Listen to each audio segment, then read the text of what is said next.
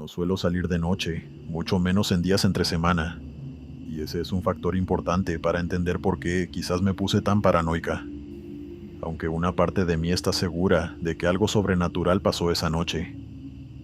Sucede que vivo en un municipio de la periferia de Monterrey, en un departamento pequeño pero cómodo. No tengo carro ni moto porque a decir verdad no me hacen falta. Trabajo desde casa, la tienda y la farmacia me quedan cerca. Y cuando necesito ver a alguien casi siempre viene a mi casa. O nos vemos de día y vuelvo a mi casa antes de que sea de noche. Por eso esa noche se me quedó tan pegada en la cabeza. Fue una noche de abril, creo que 10 u 11. Ya estaba acostado, viendo una película, con todo apagado y con el teléfono cargando en la mesa de noche. Afuera no se escuchaba nada raro, y yo estaba muy tranquilo, cuando de pronto me llamó Luisa. Luisa es de mis mejores amigas. Canta en una banda de rock y ensayaban en una sala que quedaba como a 10 minutos caminando de mi edificio. Ella sí tenía carro y estaba acostumbrada a moverse sola de noche. A veces iba y venía hasta Monterrey el mismo día, como si nada, incluso cuando se le hacía tarde. Y las pocas veces que se había quedado en mi departamento, llegaba manejando directo al edificio. Yo bajaba, le abría el portón del estacionamiento, subíamos y ya. Pero esa noche no fue así, contesté, y desde que escuché su voz supe que algo no estaba bien. No estaba llorando ni histérica, pero sí se le notaban los nervios y el disgusto, lo cual cabe aclarar que es bastante raro porque Luisa es una persona que no se molesta fácilmente.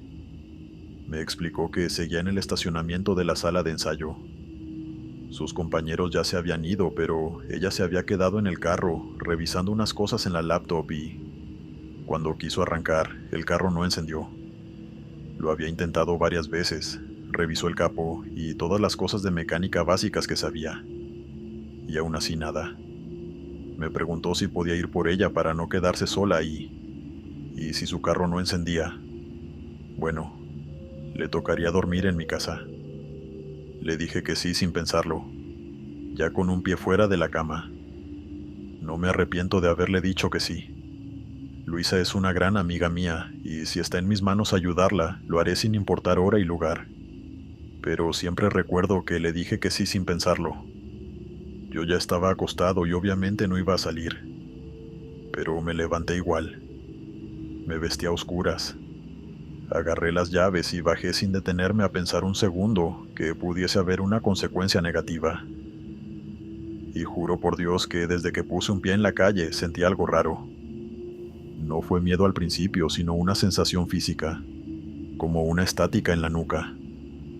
Me acuerdo bien porque me llevé la mano pensando que quizá era sudor frío o un insecto o algo así, pero no había nada. La calle estaba casi vacía porque era martes por la noche, así que yo me sacudí esa sensación tan rara y me fui caminando rumbo al lugar donde Luisa ensayaba. Yo iba mirando al frente con normalidad, pero con esa incomodidad de sentir que algo no cuadraba. No sabía qué era, solo sentía que no debía estar ahí. Por eso apuré el paso y llegué antes de lo que Luisa esperaba. Cuando llegué al estacionamiento, Luisa ya estaba fuera del carro con la laptop guardada. Apenas me vio se calmó, pero por más que lo intentamos el carro no respondía. Me dijo que ya había probado de todo, que incluso pensó en llamar una grúa, pero no quería gastar todo ese dinero. Le dije que mejor nos fuéramos a mi departamento y al día siguiente veíamos eso.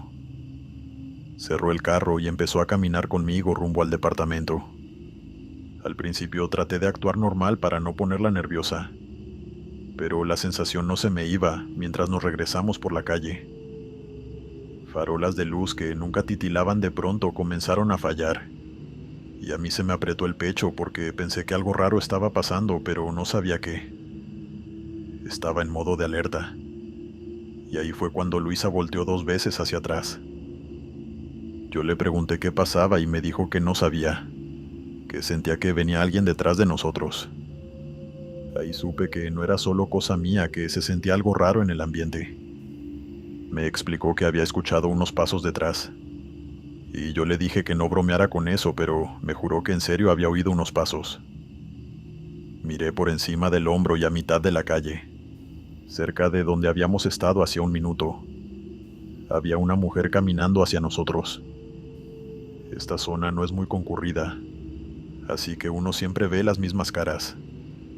Sin embargo, a esa mujer no la reconocí. No tenía nada especialmente raro a primera vista, pero me puso nervioso que sentí que se acercaba hacia nosotros, incluso sin moverse. Luisa también la miró y de inmediato me confirmó que sus pies no se estaban moviendo. No sabíamos cómo estaba haciendo eso, pero sentí la necesidad de tomar por la mano a Luisa y decirle que nos apuráramos. No diría que íbamos corriendo, pero sí estábamos avanzando muy rápido. Y aún así, cada vez que volteábamos, esa mujer seguía allí, siguiéndonos muy de cerca. Y en todo ese trayecto ni un carro ni una moto sonaron. Era como si nada en todo ese tramo de la vía estuviera volviendo hasta su casa o algo así. Teníamos la esperanza de que solo fuera una mujer muy extraña, que estaba caminando hasta su casa, aunque no lográbamos ver el movimiento de sus piernas bajo la falda que llevaba. Perdí la cuenta de las veces en las que Luisa me preguntó si yo también la veía, y no sé por qué, pero empecé a sentir que si volteaba a verla demasiado, iba a empeorar todo. Le dije a Luisa que ya casi llegábamos a la calle que sube hacia mi edificio, y que no siguiera volteando a mirarla, pero ella no me hizo caso, y siguió viéndola cada poco, apretándome la mano y diciéndome que estaba más cerca. Esa calle siempre me había parecido incómoda, porque la banqueta se estrecha y la pendiente te obliga a inclinar el cuerpo un poco hacia adelante. Y esa noche se sentía peor. Cuando giramos hacia esa subida, yo me adelanté unos pasos y escuché detrás de mí un ruido seco, como un zapato arrastrándose, y enseguida escuché a Luisa ahogar un grito. Volteé y ella tenía la mano atrás de la cabeza, agarrándose el cabello con una expresión que no le había visto nunca. No era miedo nada más, sino confusión. Y me dijo con la voz temblando que alguien la había jalado por el cabello. Y detrás, al otro lado de la calle, vi a esa mujer, quieta, sonriéndonos sin dientes en la boca.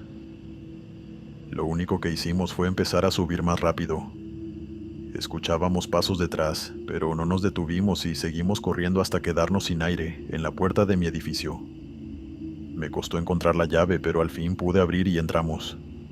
Subimos en el ascensor hiperventilando y al fin entramos a la seguridad de mi departamento.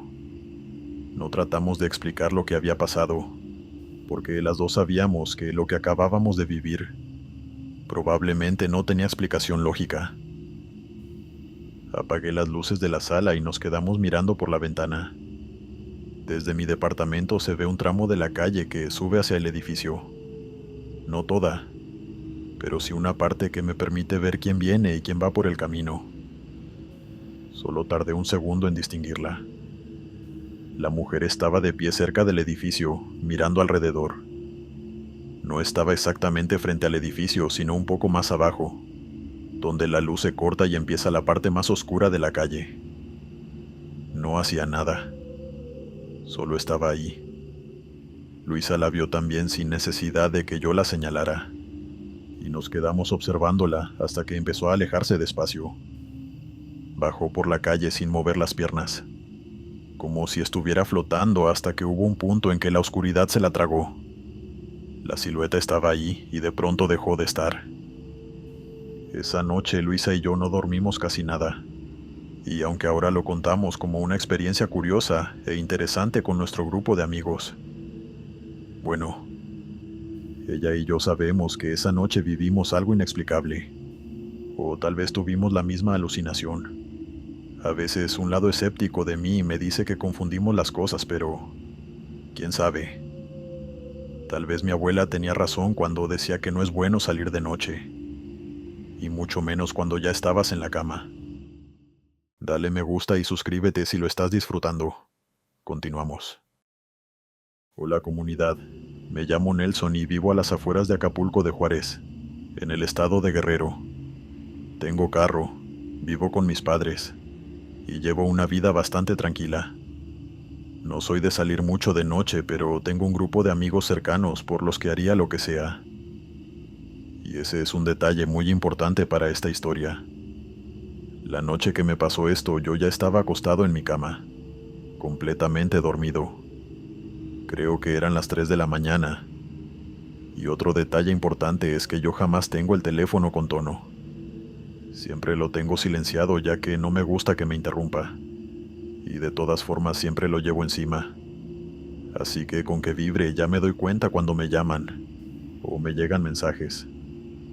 Pero esa noche, el tono de repique de mi teléfono se escuchó alto y claro dentro de mi habitación. Me desperté alterado y cuando vi la pantalla del teléfono vi que me estaba llamando Héctor. Él era y es mi mejor amigo desde hace años. Por lo que ignoré lo raro que era que mi teléfono sonara y le contesté de inmediato, preguntándole qué pasaba. Pensé que sería alguna emergencia ya que él no solía llamar a nadie. Y en cierto modo me lo confirmó de inmediato cuando lo escuché hablar. Sonaba extraño, como con un tono monótono. Eso me hizo pensar que estaba en estado de shock mientras me decía con un tono inexplicablemente tranquilo que necesitaba que lo ayudara cuanto antes, porque su mamá no podía respirar. La señora Mercedes tenía EPOC, una dolencia pulmonar bastante grave, y aunque se la tenía controlada, uno nunca sabe lo que puede pasar. Me siguió explicando que necesitaba llevarla al hospital de inmediato, pero que las ambulancias no llegaban, y que por favor necesitaba que fuera yo quien los buscara. No lo dudé ni por un instante, así que le dije que sí de inmediato. Me levanté de golpe, me vestí con lo primero que vi, y le avisé a mi mamá que iba a llevar a la mamá de Héctor al hospital. Ella medio se despertó, me preguntó qué pasaba, y cuando le dije me dijo nada más que manejara con cuidado. Mientras caminaba al carro y me subía, sentía esa torpeza de cuando uno sigue medio dormido, pero también una urgencia fea. La señora Mercedes es muy amable y siempre ha sido cariñosa conmigo, así que de verdad estaba preocupado y quería llegar cuanto antes para ayudarla. Encendí el auto y arranqué. La casa de Héctor no me quedaba tan lejos, creo que a unos 15 minutos, y yo conocía bien el camino, así que me fui rápido por las calles casi vacías. Lo raro empezó a los pocos minutos. Iba manejando y vi por el retrovisor a una mujer, sentada en el asiento de atrás. La vi clarísimo, y supe que no era una sombra ni un reflejo cualquiera. Pero en lo que me di la vuelta no había nadie. Asumí que estaba medio dormido todavía, así que me hice la señal de la cruz, y seguí manejando, concentrándome en mi camino, y diciéndome en voz baja que dejara de pensar en cosas extrañas. Pero inevitablemente ya me había empezado a sentir bastante incómodo, porque sabía que había visto a alguien en la parte de atrás. Pensé en forma trágica que tal vez era la señora Mercedes, que ya había muerto y había aparecido para despedirse de mí, o algo así. Y cada cierto rato volvía a mirar el retrovisor. No quería hacerlo, pero tampoco podía evitarlo, y aunque por fortuna no había nadie, igual me sentía nervioso. No la volví a ver en el trayecto, aunque sí sentía el asiento de atrás raro. Esa sensación absurda de saber que no hay nadie y aún así no querer mirar demasiado. Llegué a la casa de Héctor y me estacioné afuera. Lo primero que me llamó la atención es que las luces estaban apagadas y la puerta no estaba abierta, ni me estaban esperando. Me bajé rápido y toqué la puerta varias veces y con mucha urgencia, pero no salía nadie. Y ahí pensé que quizás había llegado una ambulancia y se habían ido. Volví a tocar incluso más fuerte mientras intentaba llamar a Héctor por teléfono. Y ahí recién me contestó y me preguntó con el tono de siempre que quería. Me descolocó por completo. Y en ese momento salió a abrirme la puerta. Cuando por fin salió, venía todo desubicado, con cara de recién levantado y apenas me vio. Me preguntó qué hacía ahí. Yo me molesté al instante porque en mi cabeza saltamos, de una emergencia, a que Héctor me había jugado la broma más pesada del mundo.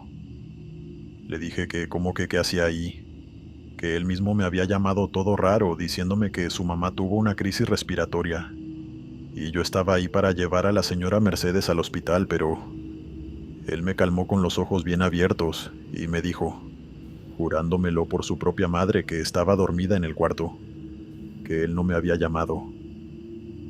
Yo quise insistir en que él me había llamado, y en ese momento saqué el celular para enseñarle la llamada, ya entre molesto y nervioso, pero la llamada no estaba registrada. Su nombre, su número, la hora, todo había desaparecido de mi teléfono como si no hubiera existido. Y ahí Héctor podría haberme dicho de la forma más sincera posible que tuve una pesadilla y que mejor me fuera a mi casa de una vez. Pero noté que algo le cambió en la cara, y ya no era confusión sino miedo. Héctor de pronto bajó la voz y con el tono más tranquilo pero más serio que pudo, me preguntó si yo había ido con alguien. Obviamente le dije que no, pero entonces él me preguntó que quién venía sentado detrás en el carro. Me di la vuelta y en el asiento trasero había una mujer que, sin abrir la puerta, se bajó y comenzó a caminar por la calle contraria, alejándose de nosotros.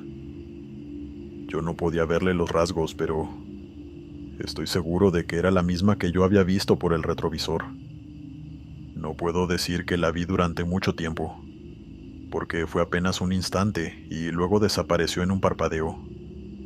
Pero fue suficiente para que Héctor y yo simplemente entendiéramos que los dos habíamos visto algo completamente real. Los dos nos quedamos quietos, y recién un minuto después, apreté el botón de los seguros para cerrar el carro. Di un paso hacia el carro y sentí algo malo, como si las piernas de pronto me fallaran, y algo por dentro me dijo que no valía la pena ponerse a revisar. Le pregunté a Héctor si podía quedarme a dormir esa noche en su casa, y él me dijo que sí. Ni loco me iba a montar en mi auto de nuevo esa noche. Entramos a su casa para revisar primero que su mamá de verdad estuviera bien. Y vaya que lo estaba. La señora Mercedes tiene el sueño pesado y estaba totalmente dormida, sin ninguna crisis respiratoria. Luego Héctor agarró su teléfono y revisó las llamadas salientes. No aparecía ninguna hecha hacia mí, y luego hizo una llamada a mi teléfono. Para empezar, mi teléfono estaba en completo silencio, y esta vez sí salió en el registro de llamadas. Eso fue lo que más me partió la cabeza, porque una cosa es pensar que alguien te quiso jugar una broma, o que marcaste mal, o que soñaste, y otra es que tu teléfono te traicione. Suene cuando no tiene que sonar y además reciba una llamada que claramente no existió. No me atreví a volver a subirme al carro esa noche. Solo de pensar en manejar otra vez con esa cosa apareciendo en el retrovisor de mi carro, me daba una punzada en el estómago. Le dejé un mensaje a mi mamá diciéndole que no había pasado nada malo, que todo había sido una confusión y que la señora Mercedes estaba bien, y que volvería al día siguiente. Ella no lo vio hasta la mañana.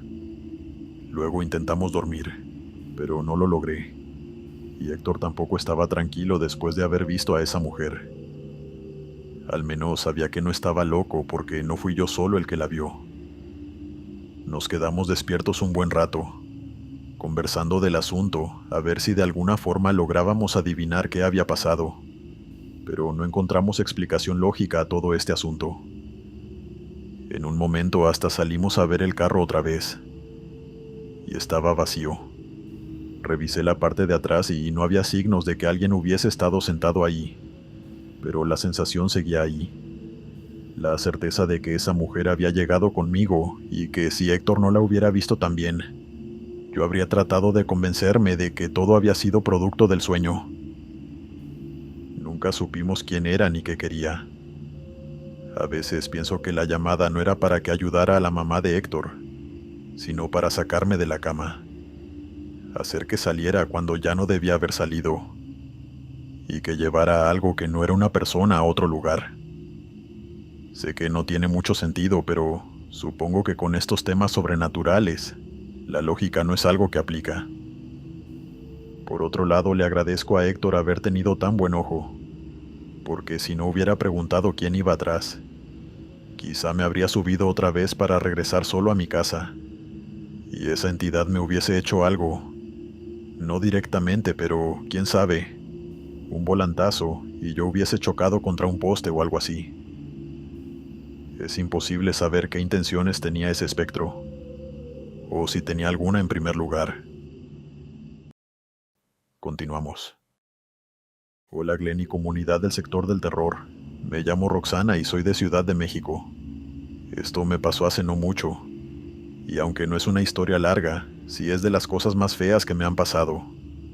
Cuando estaba en la universidad tenía un grupo muy cercano de amigas. Éramos 4 chicas en total, aunque por respeto no voy a decir sus nombres. Lo cierto es que salíamos muchísimo juntas, en planes casi siempre improvisados. Una de ellas tenía carro, así que movernos de noche o de madrugada nunca era un problema para nosotras. Aunque obviamente a nuestros papás les molestaba bastante, y en especial los míos. Pero la verdad es que no me importaba. Me sentía invencible y no le dábamos importancia a ninguno de los peligros de la noche. En pocas palabras, pensábamos que nunca algo malo podría pasarnos. Pero todo cambió, al menos para mí, por un sueño. Era una noche cualquiera de entre semanas, si mal no recuerdo. Estaba dormida en mi cuarto y tuve un sueño realmente vívido en el que estaba en pijama, arropada en la sala de mi casa mientras jugaba con mi consola. Me sentía muy bien, pero de pronto mi celular sonó y se me aceleró el corazón. Contesté y eran mis amigas, invitándome a salir a un nuevo local que acababa de abrir, y en el sueño yo aceptaba casi sin pensarlo. Pero había algo raro. Junto al sofá y parada muy cerca de mí, había una mujer alta vestida de blanco. Desde donde yo estaba sentada no podía verle bien la cara, pero sabía que estaba ahí. Y lo más extraño es que no me daba miedo, y tampoco sentía que me quisiera hacer daño. Solo me producía un poco de incomodidad, muy fuerte, como si su presencia significara algo que yo todavía no entendía. Mientras en el sueño yo hablaba por teléfono, esa mujer empezó a decirme que no saliera.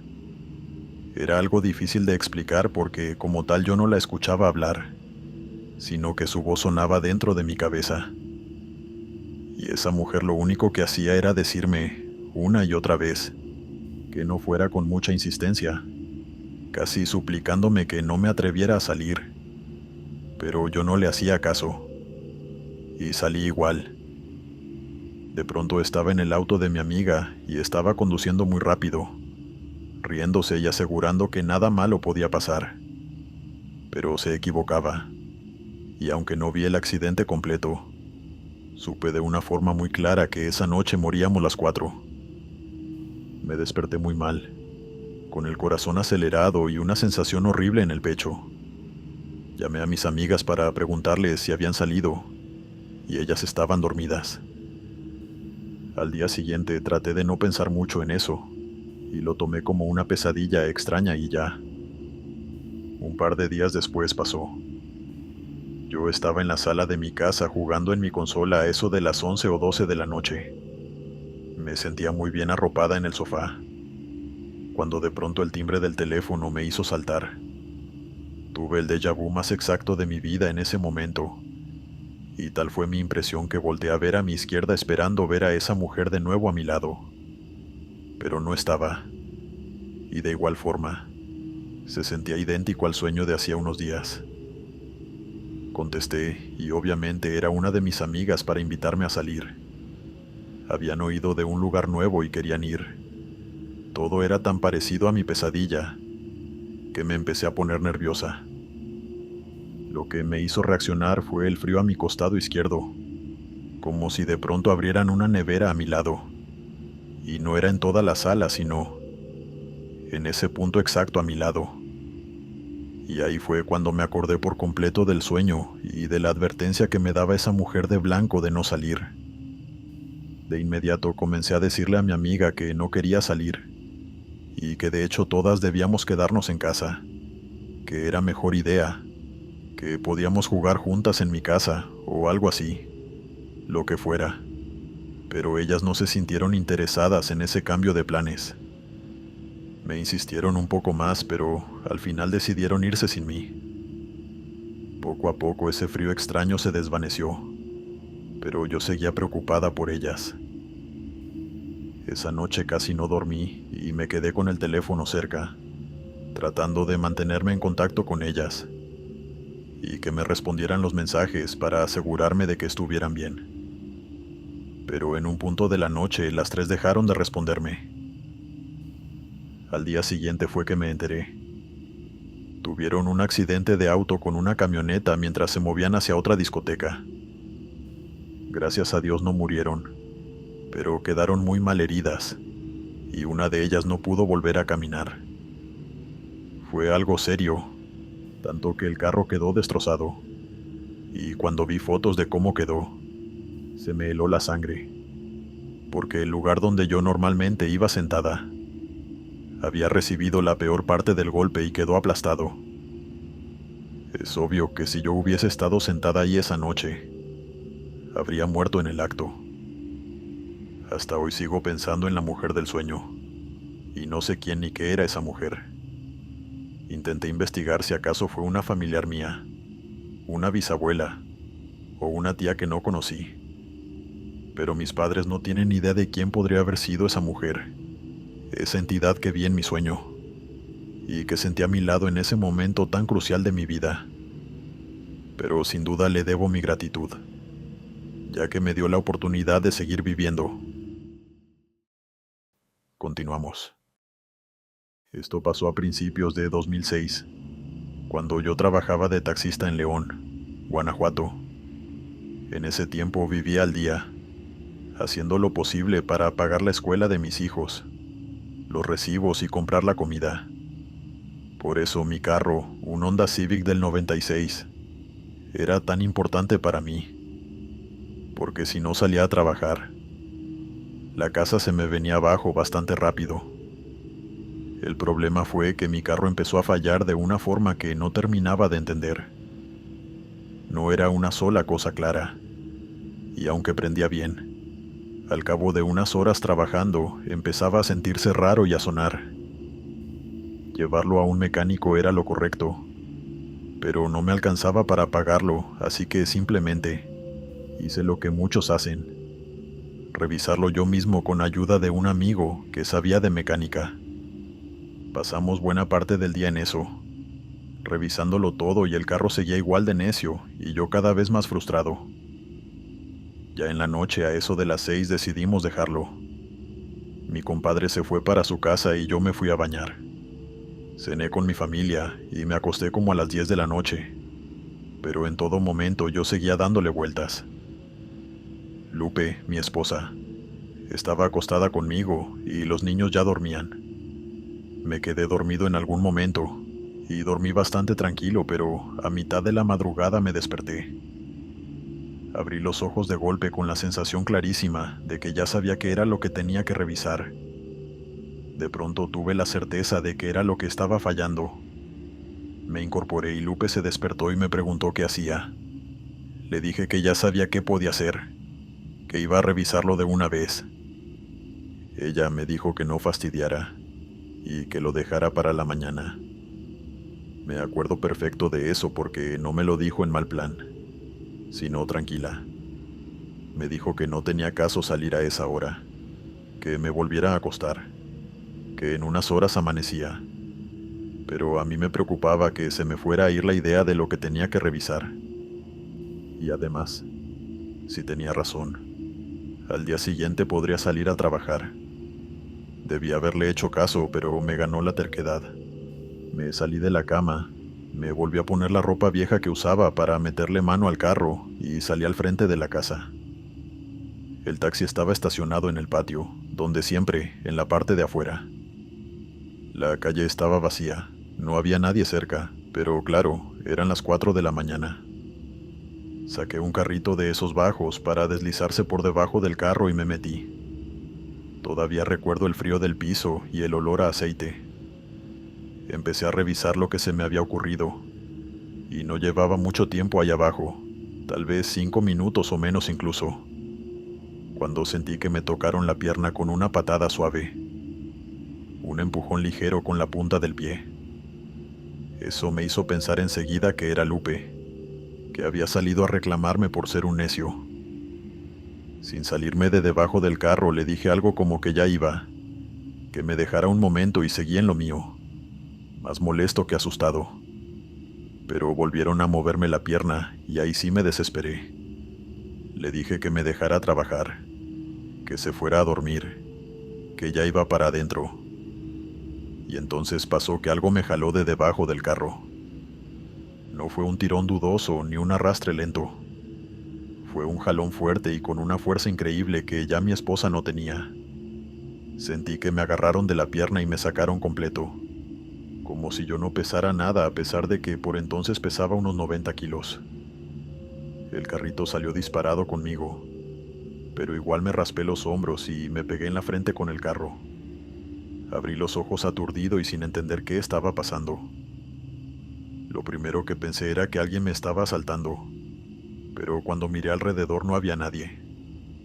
La calle seguía vacía y en absoluto silencio, y la puerta de mi casa estaba cerrada. Me levanté de golpe esperando ver a alguien, a un vecino o a Lupe que de alguna forma me estaba jugando una broma, pero no encontré a nadie alrededor.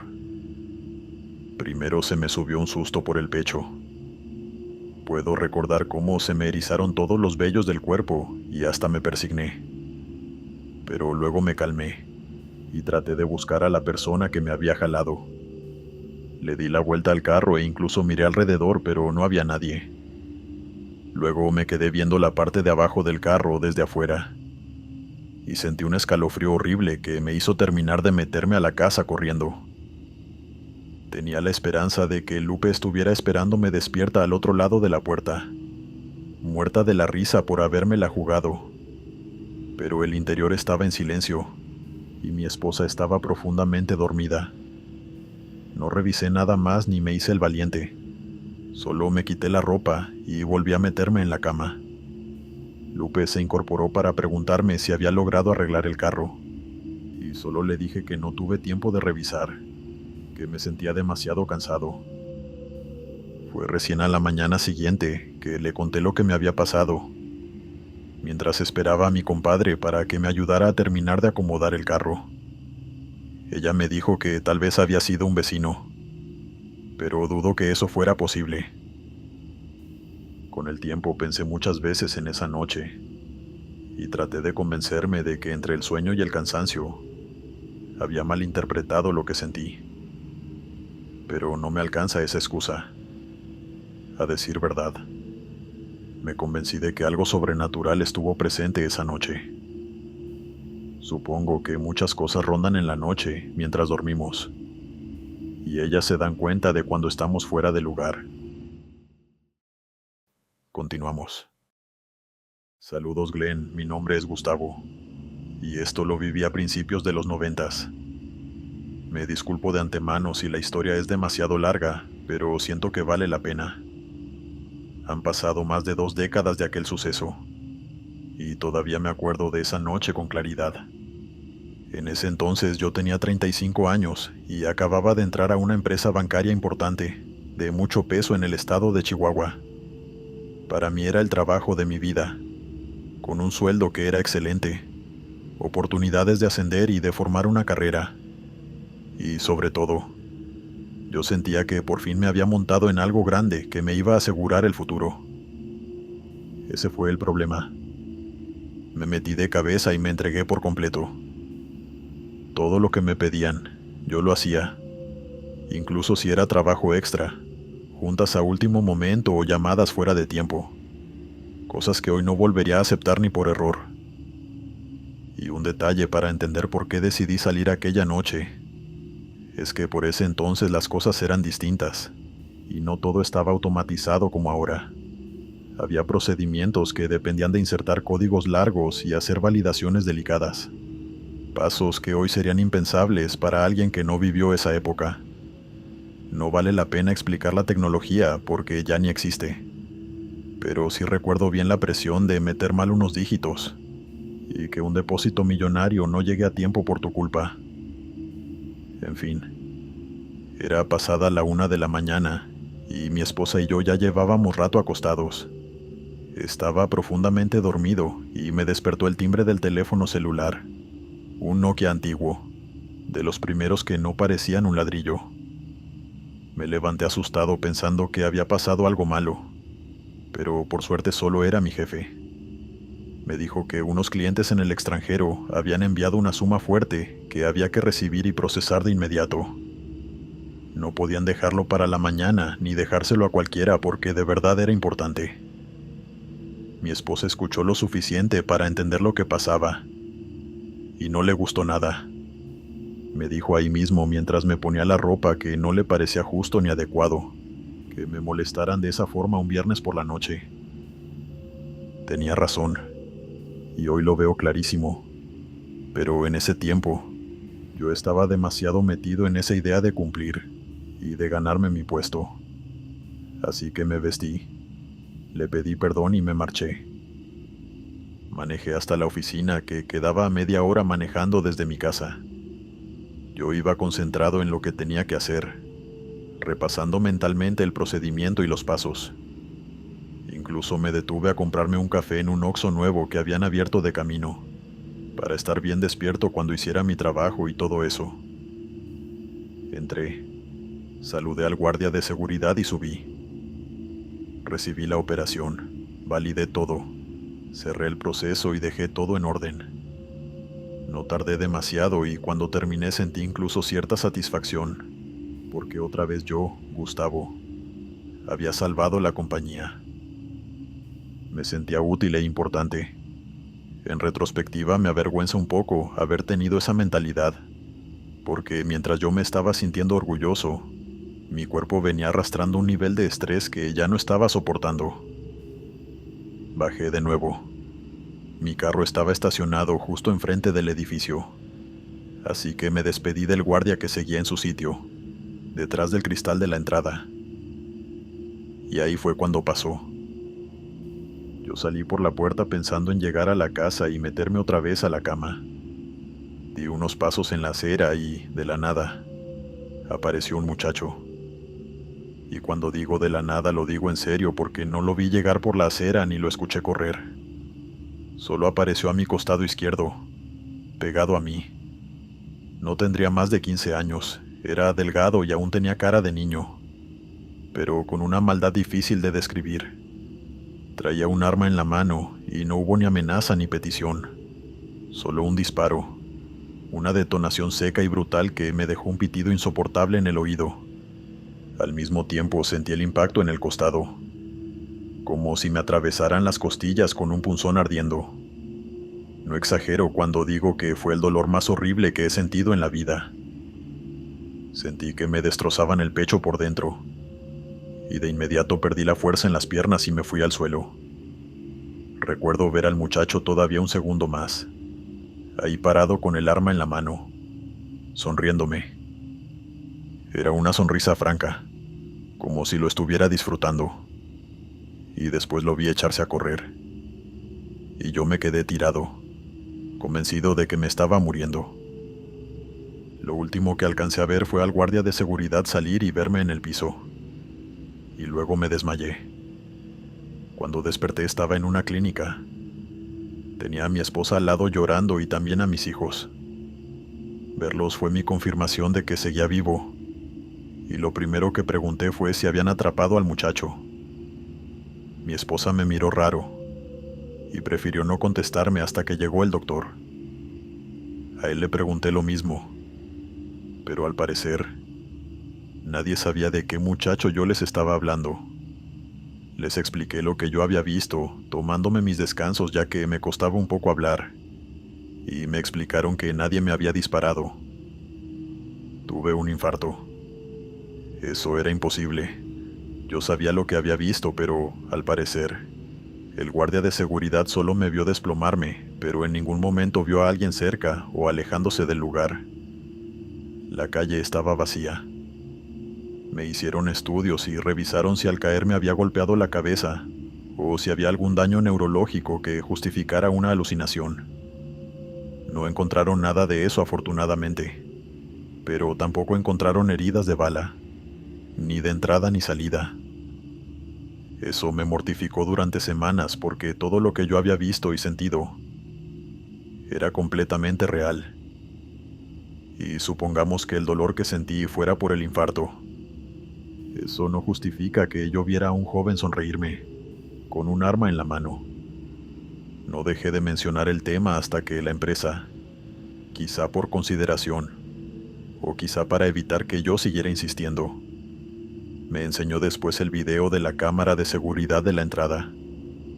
Lo vi con mis propios ojos y no había nada.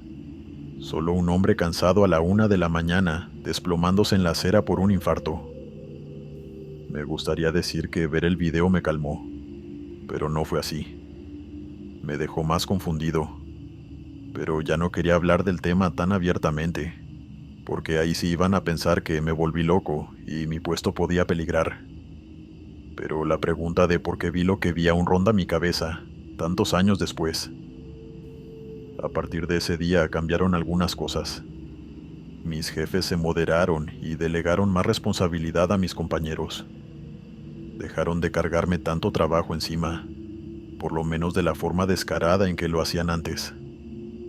Supongo que ver a uno de sus empleados caer fulminado a la salida de la oficina a la 1 de la mañana les acomodó las prioridades, aunque fuera un poco. Yo también me calmé, y por fortuna no volví a experimentar algo parecido, pero a veces me detengo a pensar lo que pasó, y creo que fue una advertencia, algo que me estaba esperando y me enseñó lo que podía pasarme, si seguía con el ritmo que tenía. Continuamos. Vivo en una ciudad peligrosa de Latinoamérica, donde los asaltos y las agresiones por desgracia no son algo tan extraño. Vivo aquí desde que nací, y he visto cómo este problema se ha agravado lentamente.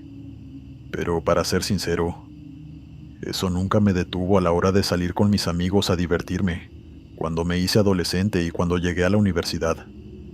Aunque sin duda a mi madre le causaba más de un mini infarto. Es en este contexto, cuando tenía 22 años y con mi primera moto recién comprada, que viví uno de los eventos más extraños de mi vida. Y también, la que creo que fue la experiencia que me hizo replantearme la forma en la que me divertía. Pasó el viernes previo al Halloween de ese año, 2015. Yo había llegado de la universidad a las 8 de la noche. Hice algunas tareas que tenía pendientes y estuve leyendo hasta eso de las 10. Al día siguiente iba a ir a una fiesta de disfraces, así que mi plan era quedarme tranquilo esa noche, ver una película y acostarme a dormir. Pero alguien tenía planes diferentes para mí, específicamente mi grupo de mejores amigos de la universidad. A eso de las 11, cuando ya estaba arropado, Javier y Andrés, dos grandes amigos con los que sigo en contacto, me llamaron para decirme que ellos dos y los demás irían a tomar algo a un local de la ciudad y que tenía que unirme. Me parecía extraño porque justamente con ellos es que iría a la fiesta al día siguiente, pero tampoco voy a mentir. No me hice de rogar. En cuanto ellos llamaron, yo no aguanté mucho antes de aceptar y levantarme de la cama. Es extraño porque en cuanto empecé a vestirme, mi madre entró a la habitación con una cara de obvia preocupación y algo de decepción, preguntándome si acaso no iba a quedarme tranquilo esa noche. Le dije que saldría a tomarme algo con los muchachos, y ella me dijo algo que determinaría un poco el rumbo que tomaría todo esa noche. Deberías quedarte, porque nunca es bueno salir si ya te habías acostado. Me explicó que salir por una emergencia o algo así era otra cosa, pero que cuando uno salía por ocio y esas cosas después de acostarse, bueno, estaba tentando a la suerte y esas cosas.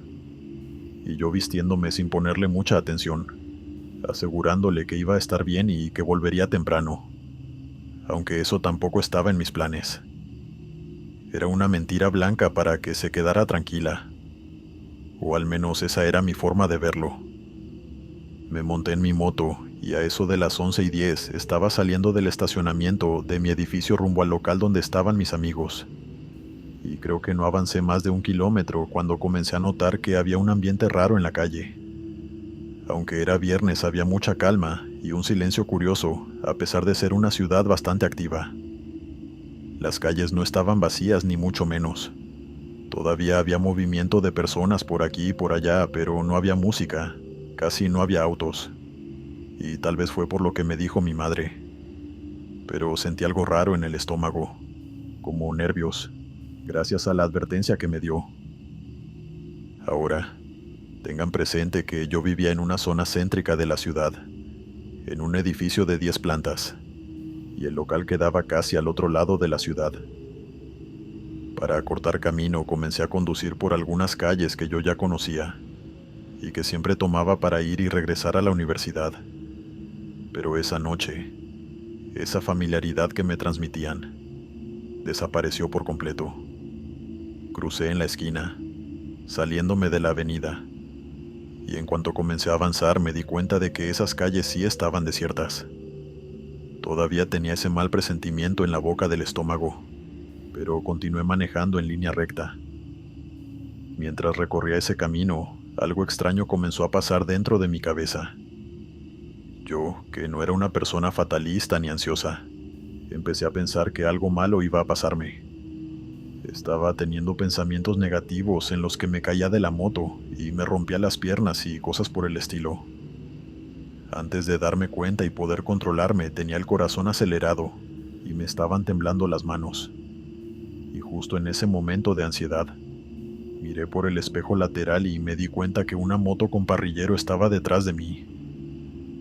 Mi pensamiento inmediato en ese momento fue que iban a robarme, pero empecé a fijarme mejor en la moto que iba detrás de mí, y me di cuenta de algo extraño. No podía verle los rasgos ni al conductor ni a quien iba detrás. No tenían casco puesto, así que no era que fueran con la cara cubierta, pero igualmente no podía distinguirles la cara. Pasaron los segundos y no me rebasaban ni se me pusieron al lado para apuntarme con un arma, pero eso no hacía que me sintiera menos inquieto. Comencé a acelerar por la calle vacía esperando perderlos, pero tampoco se despegaban de mí. Y es en ese momento que, cerca de un cruce de calles, dejé de verlos por los espejos laterales. Me di la vuelta, pero ahí seguían. Y cuando miré al frente tuve que frenar de golpe. El sonido de una bocina me detuvo el corazón, y de pronto una camioneta enorme pasó de largo frente a mí, y el conductor me insultó por la ventana. Un segundo más y ese sujeto me hubiese atropellado, y todo por yo no estar viendo al frente, más atento a la moto que me estaba persiguiendo. Y ahora surge la pregunta: ¿a dónde se fue la moto que me estaba persiguiendo? Solo Dios lo sabe.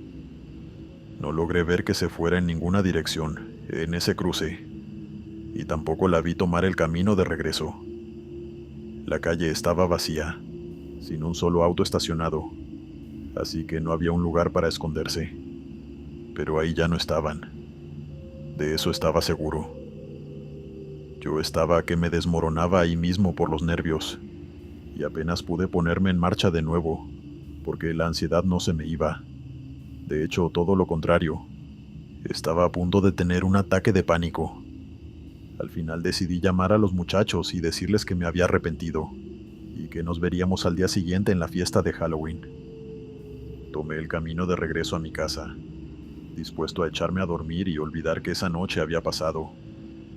Pero en todo momento, mientras regresaba, podía sentir cómo algo me seguía. Algo que obviamente no podía ver, porque los espejos laterales solo me mostraban una calle vacía. Una calle antes de llegar me detuve en un semáforo, y de pronto del lado izquierdo llegó corriendo un sujeto directamente hacia mí. Y ya se imaginarán lo que sucedió después de eso. Afortunadamente no me hizo daño, y solo me robó el teléfono y la cartera. Volví a mi casa derrotado, pero al menos seguía teniendo mi moto y, más importante aún, mi vida. En esa noche, en el transcurso de unos 10 o 15 minutos, pude perder mi vida 2 veces. Una por la camioneta y otra por el arma de ese asaltante que obviamente no valoraba ni los bienes, ni la vida de los demás. Volví para recibir el regaño de mis padres, pero estando agradecido de poder volver a verlos. Mientras le decía a todos mis conocidos por mensaje que me habían asaltado, el recuerdo de esa moto que me seguía no dejó de darme vueltas en la cabeza, y aún a día de hoy la interpreto como un mal presagio, como la señal sobrenatural de que algo iba a pasarme esa noche. A partir de esta vivencia comencé a ser más prudente con mis planes, y sobre todo con mis horas de salida. Creo que mi madre fue la que estuvo más feliz con ese cambio en mi personalidad. Y aunque tal vez mi historia tenga una explicación lógica y no necesariamente fuera sobrenatural, sirvió como lección para que yo bajara un poco el ritmo y valorara mejor mi vida. Gracias por leerme.